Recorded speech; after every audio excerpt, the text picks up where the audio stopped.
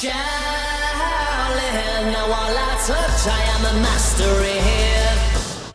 Right then, James Cardus, drummer boy, welcome to the fold, mate. Yeah, we've literally been just started doing these chats and stuff like that. We've been going through with Luke and Ryan and stuff, talking about the beginnings of the band and that. But you're up now. We've got Ryan here as well. He's going to mediate. Fine, mate. He's going to mediate between us both to stop us doing unusual stuff like we normally do when we used to live together, James, if you remember. And so he's acting as referee. Referee, basically, yeah. Obviously, we're doing the best we can in this situation, aren't we? With recording wise and stuff like that. So, yeah, how are you doing, James? Is everything okay at your end? It's a roller coaster, I'll have you know. Things are changing daily at our end.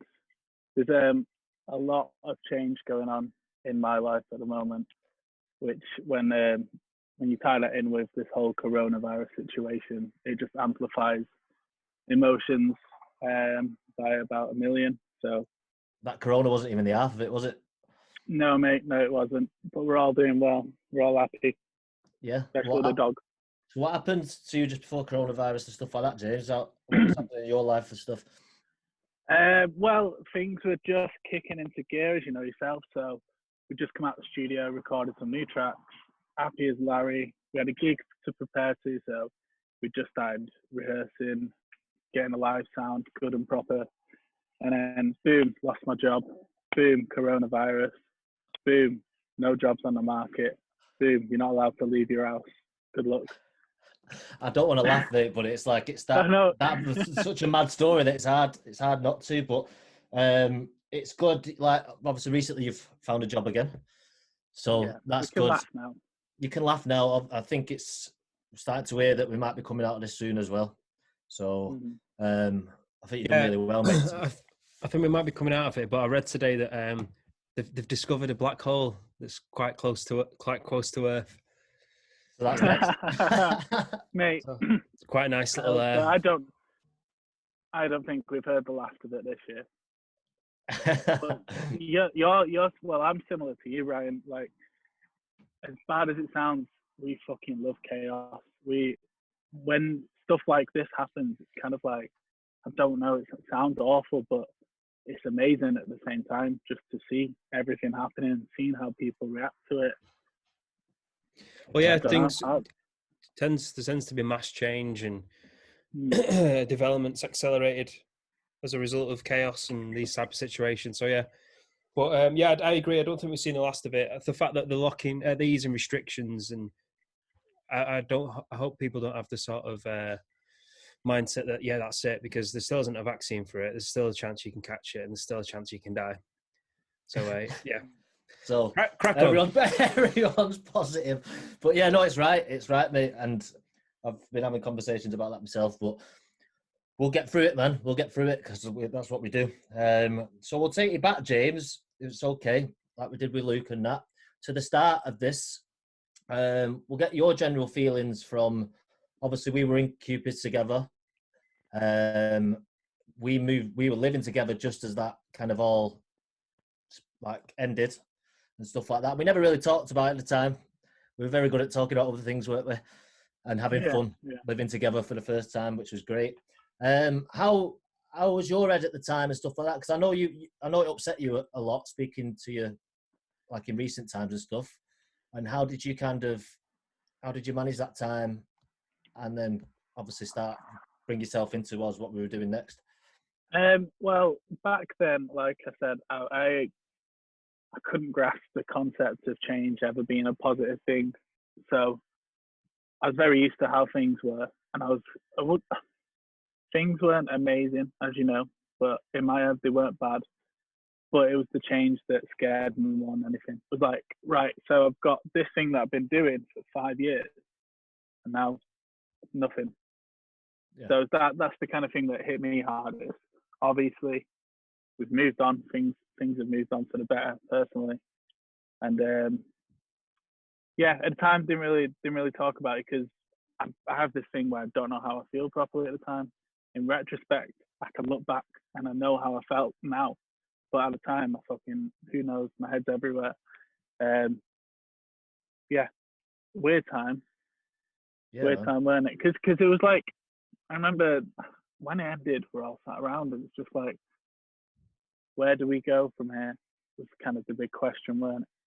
it was. Where do we go from here? And then when you can't see the clear path and you can't see the answer to that, that's where things got a bit tough. Yeah, but like I said, we're living together. We didn't speak about it. No, we didn't.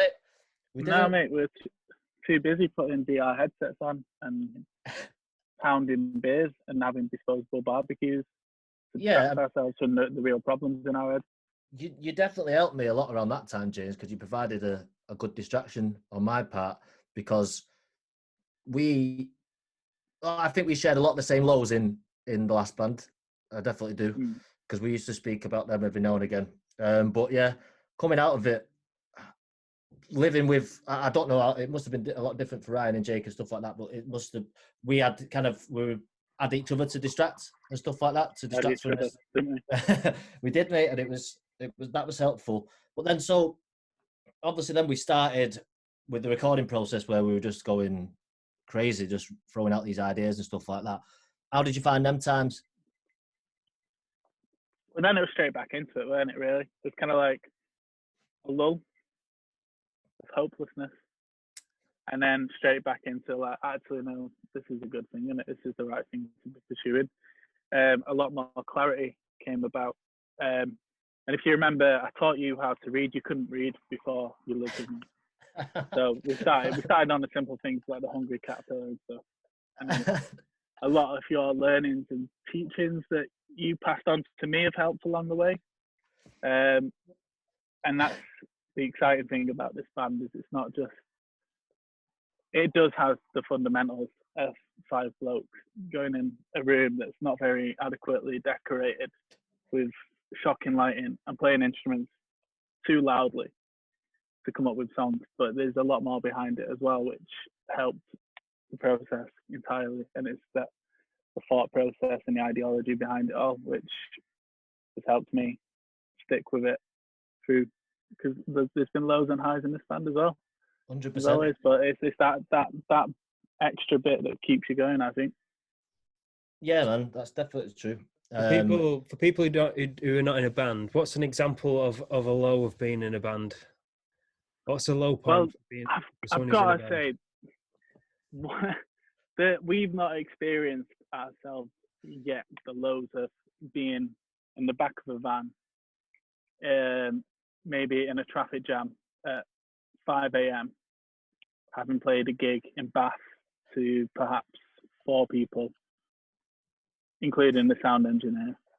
I think we're yet to experience those lows.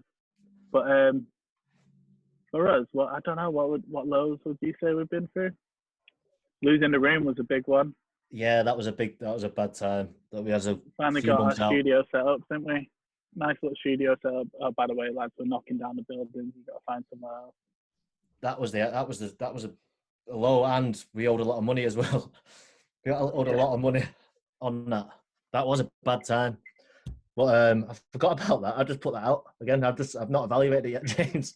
I'm doing what you said. But yeah, so for you, I mean, that's definitely our biggest low so far. I mean, there's been mad moments and stuff like that. But yeah, that was a bad time. But why drums, James? Why did you pick up sticks and start bashing things? I mean, I know you, so I know why. I thought about this a lot, because I used to tell myself, so Tony Hawk's Pro Skater was pretty much my introduction to music, and it's why I like music.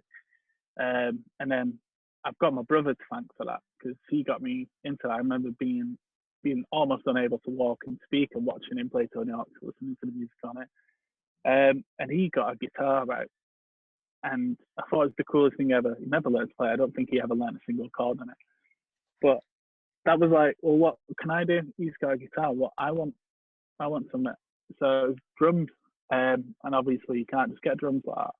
So that idea got put to bed for a few years. But I always wanted to play drums, always obsessed with the idea of it. And then one day, my best mate at the time, I think I was about 11, him and his brother played trumpet in a local brass band. And we were speaking one day, he's like, oh, our brass band is looking for a drummer. I was like, well, fucking, that's a great opportunity, isn't it? So rocked up half an hour before the band rehearsal, and there was a guy called James as well.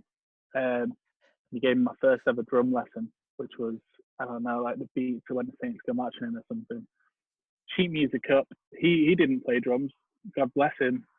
Right, this is what you need to play. And it started off, it was just like, and like, that's all I played for like 6 weeks, but it was the fucking coolest feeling ever. And when I wish I had a recording of it, because it was probably the most horrific sounding room you've ever stepped in. It was a bunch of like 12-year-olds in like, it was really run down, this little room, bless them, like, because obviously I don't know how money works in little brass bands, but you take your little £3 sub for the week and you sit in this cold, wet, dirty room, as with every band, and you play this music, and it was just that for ages. And then after about 6 weeks of playing, we got onto the most advanced one in the brass band, which was, played that for about 3 months, played our first concert, and it was like the biggest rush of my life. I remember I had one drum fill to play in it, and like there was a big moment where everyone stops playing. It was did that, absolutely buzzing, and that was like, right, I need to be a drummer now for the rest of my life after that one moment. Yeah. So then I need to get a drum kit. So the first, I guess you could call it a drum kit I had, was a little tabletop Yamaha. It had like 5 little pads on it. Snare drum, tom, tom, tom, tom. Floor tom, like a cymbal. Little bass drum pedal, but it was just like, I don't know, like a piano kind of sustain pedal kind of, it was shit. And I used to sit in my room and listen to, I think it was the Clash, Should I Stay or Should I Go? Because that was the beat I learned in brass band. Apart from like 10 times as fast. Yeah. Just to sit there and I remember hours and hours and hours until I got it. And I think that's when my mum and dad really started taking notice. They're like, you know what, he's sitting in his room for hours just smashing the fuck out of this little pad. So saved up my paper round money. Found an advert in Loot. You can remember Loot? Mate, I do. I nearly bought a drum kit from Loot, but yeah, thank God I didn't. Went to this church in Salford with my dad. The guy there had this drum kit, this beautiful red piece of shit, basically. But at the time, it was like the most amazing thing. And while we're there, he said, "Oh, by the way, we're also selling this drum kit for the same price. If you're interested, like you can choose which one you want." And thinking back, like this is a stupid mistake. It was like an old vintage Premier kit. I don't know what model it was, but it was old. And I remember looking at my dad and going like, why would I want to pay the same price for an old drum kit when I can have this like newer red one? So I went home with the one that was obviously worth like 50 quid when that Premier one was probably worth like 800 quid. Yeah. And put it in the attic. It was set up in my mum and dad's attic.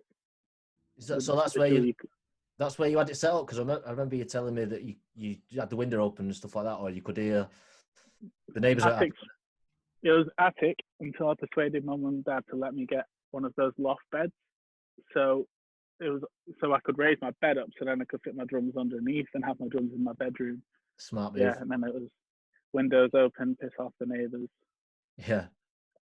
Trying to play. I think I moved on to Will Smith then.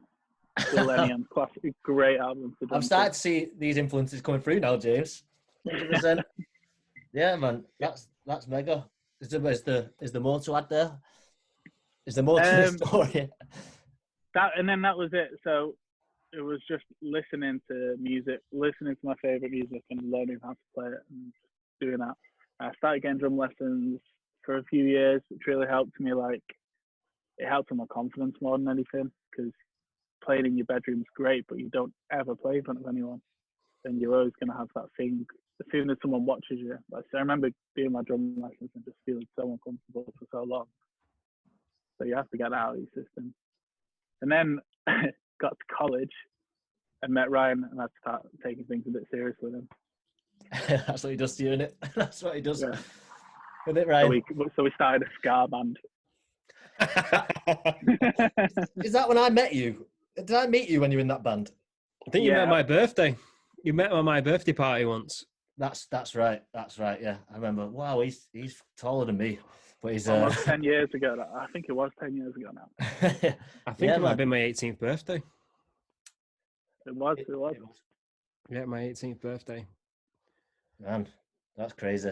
But yeah, so And James, I thought Sorry. you were so cool because you were in a band that you played at Moho, and you'd played at fucking like all these bars in Manchester that I'd heard of, but I was too young to go to. And that was the pinnacle of making it for me. If I was ever in a band that could play Academy 3, for example, that was it. Because I used to go watch my favourite bands there. I used to go watch Indie Layer, Hellish the Heroes, all those kind of people. And then to hear bands like you playing, it was like, oh my God, if I ever got to do that, that's it. That's the bucket list.